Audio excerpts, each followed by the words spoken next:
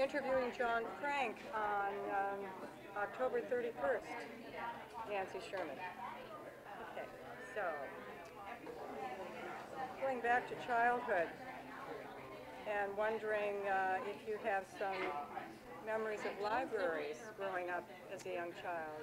I do. Where I went to elementary school, my mother was the elementary school librarian. And it was a volunteer job, and then it evolved to a very low-paying aid-type job, but that's how the library was operated. And so books were always important, and even before going to school. But my whole family's in education, and so books were always really important. And but given the hours she worked, I'd hang out in the library after school, go early in the morning. It was a place to be. So when I was in elementary school. And where was that? Where did you grow Castro up? Valley, just a couple of hills over. Castro Valley next to Hayward. Okay, all yeah. right. So that is your home area. Uh-huh. Next question is, what awareness of community did you have while growing up?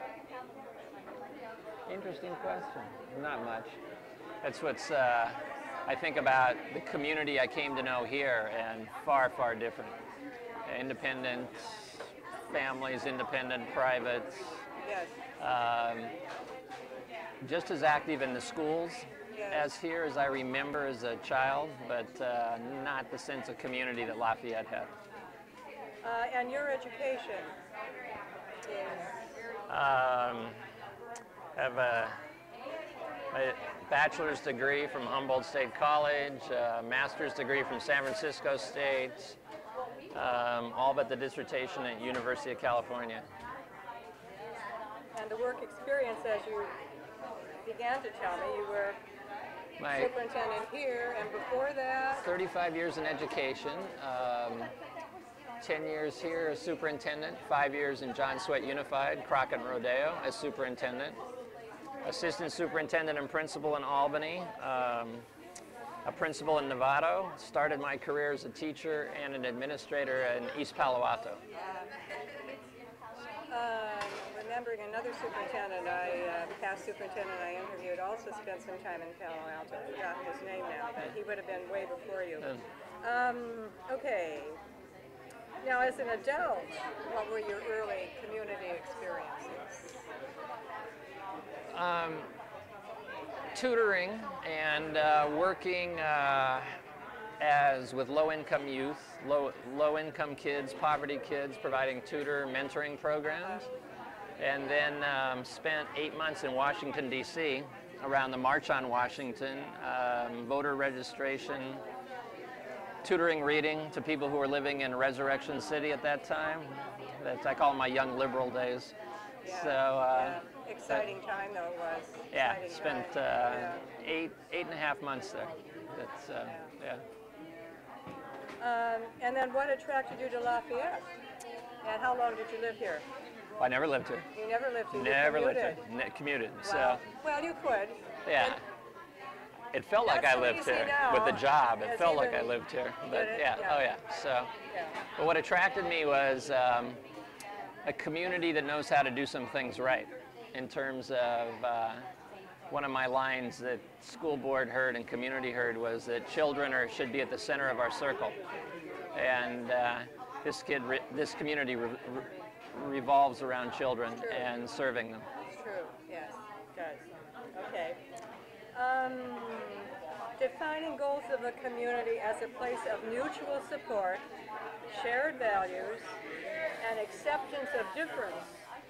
How do you see Lafayette meeting those goals? Well, I've been gone 5 years plus, and but it was a community that had high expectations, but also for learning. But the community always wanted their kids to be good citizens, responsible, build character, and because of those expectations, we worked at addressing it and attending to it in the system. So. So do you have some early memories of the library here, of the Lafayette Library? Oh, yeah. Yeah. Tiny, old. Yeah. we engaged in discussions about kids that hung out there after school and sometimes stressed the system there, and that sort of thing. And then also, since it was adjacent to Lafayette School,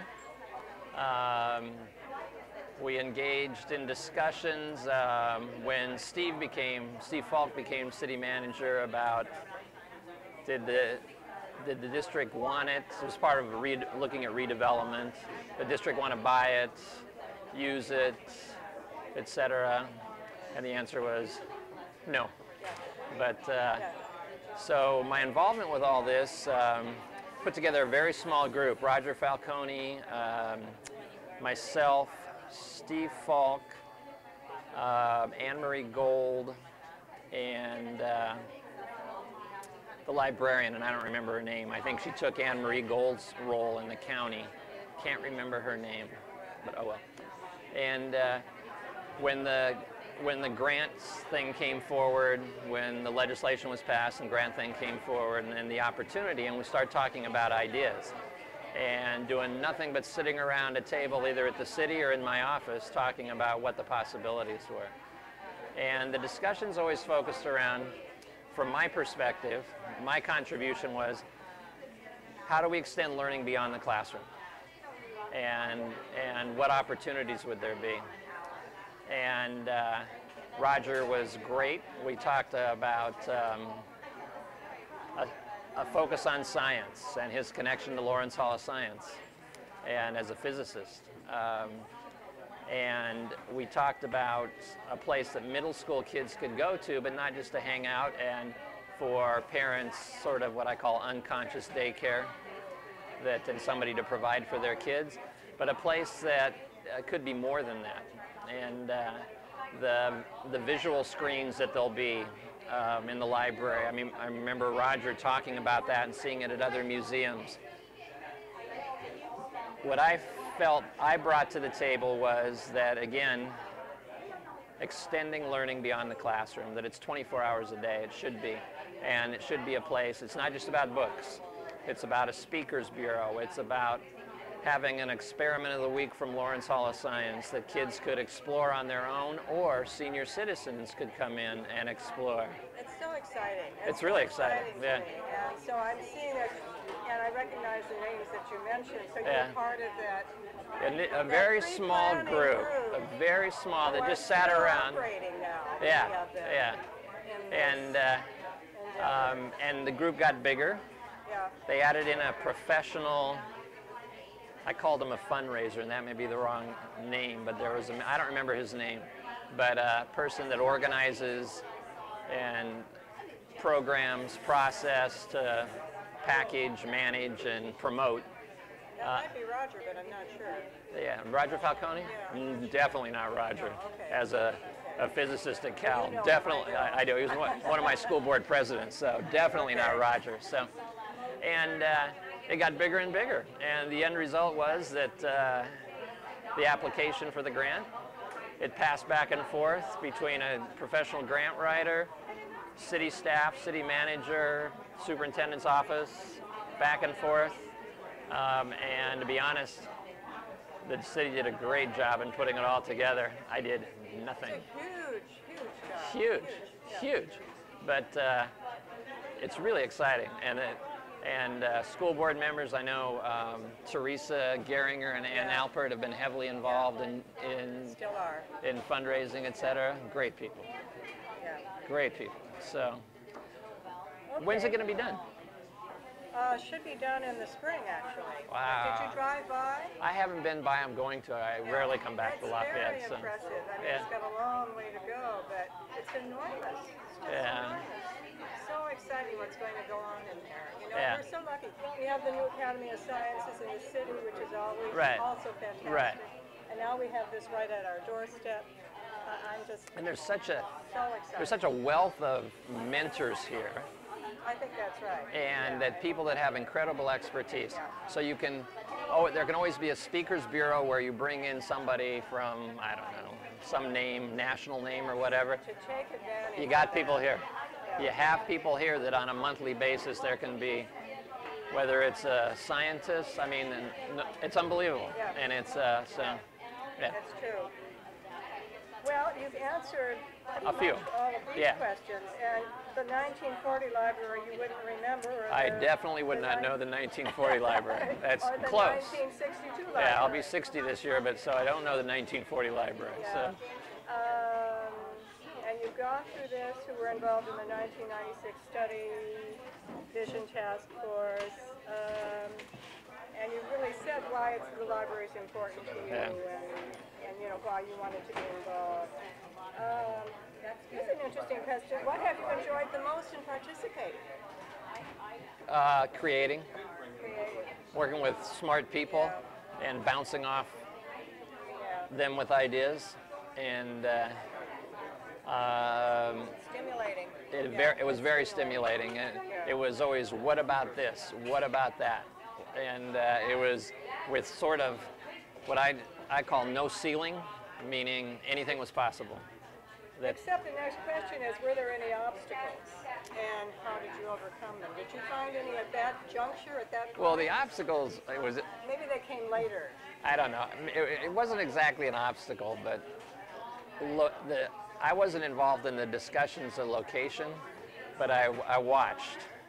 And so you had the veterans, who now have a beautiful facility, but all the ins and outs of that, and I know going to Rotary Club at the dumpy, frumpy Veterans Hall, you know, I mean, it was so interesting.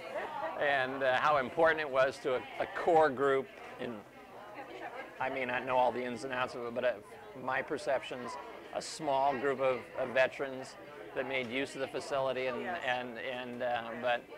so their needs have been met, and so For sure. it was interesting. I always felt I was glad that I wasn't in the city manager's shoes in trying to put together the pieces, the negotiations, the pieces to the puzzle, etc. That was not an easy path to follow. But it's always what I loved about Lafayette, and I had this amazing 10-year superintendency here with an incredible school board, that it's a community that knows how to do things. And so you could come up with ideas, school-related ideas, and if you didn't have the resources, people would say, we'll help you. We'll help you do this. And I love that. Okay. I like this question. What values did your contribution touch that you hold dear, and why? The value that it's all about kids, it's all about children, and that sustain the community.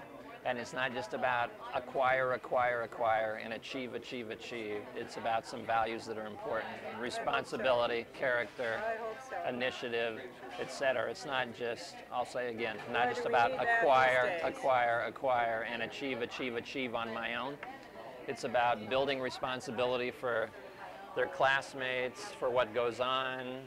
I mean, it's why we tried to incorporate community service at Stanley Middle School, and to try to build that ethic, because it's you look at the community and people say, oh, kids in Lafayette don't lack. Kids have needs everywhere, and the good news is that there's a high percentage of extremely responsible parents, and there are parents in every community that don't do their job, and the school has to fill that void. I see the library also filling that void.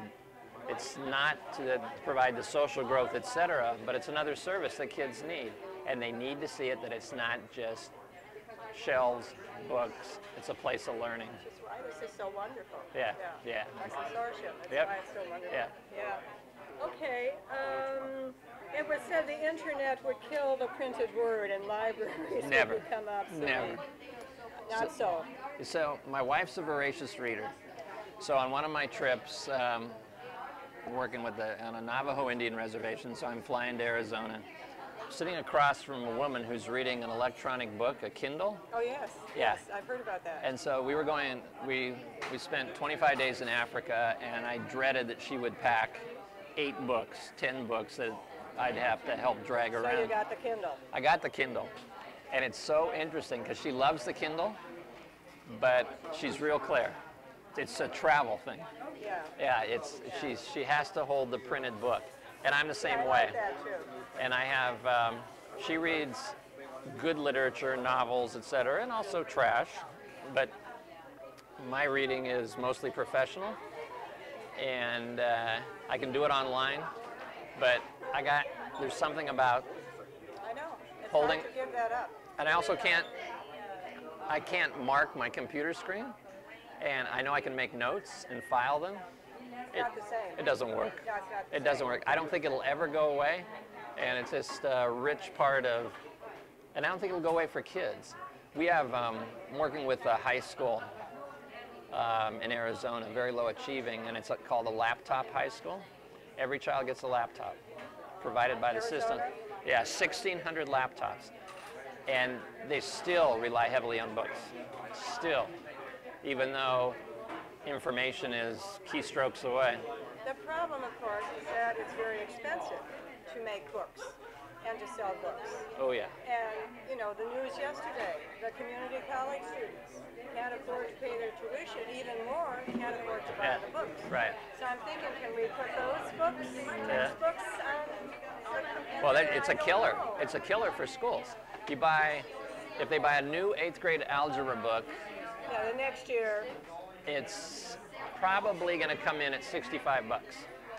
And next year a child. It'll be upgraded. Well, Maybe not. We're on about a 6 to 7 year adoption cycle in California, and so you keep things for that long. But it's a chemistry book for the high school chemistry courses. It's not the same. 110. Huge. State provides less than $50 to $60 per child for materials. It's a serious flaw in the system.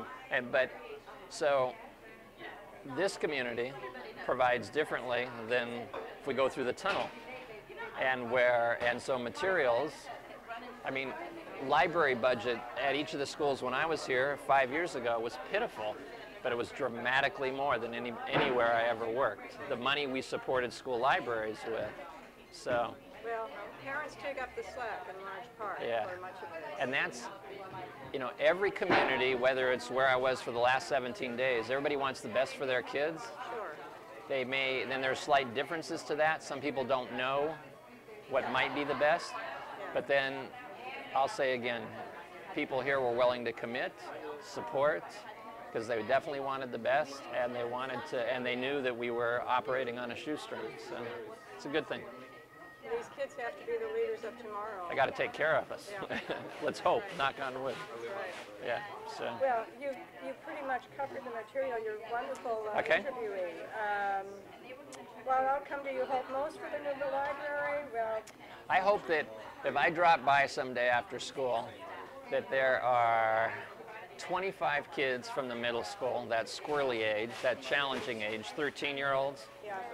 That are there, not just hanging out and having a good time, but using the books, but also that there are other activities for kids, that there are senior citizens there if kids need assistance, volunteers, if they need a mentor, if they need somebody to talk to, and as well as doing their schoolwork, looking at the material, and using the library services, but beyond books, that it's, and that it's also that adults are using it, not just for books, not just to read the paper, but speakers bureau, interesting things, Saturday concerts that with Bob Athade's, you know, his music program, etc. That's all the kind of stuff we talked about, extending schools beyond for people through 100 years old or however old people grow to be. So. Let's hope none of that gets lost along the way, that all of those things happen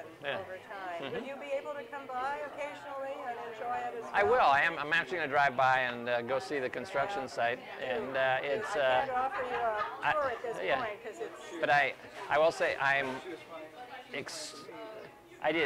my role was this much, but I was part of a group of about 5 people that sat and brainstormed and dreamed a little bit, and I'm proud of that.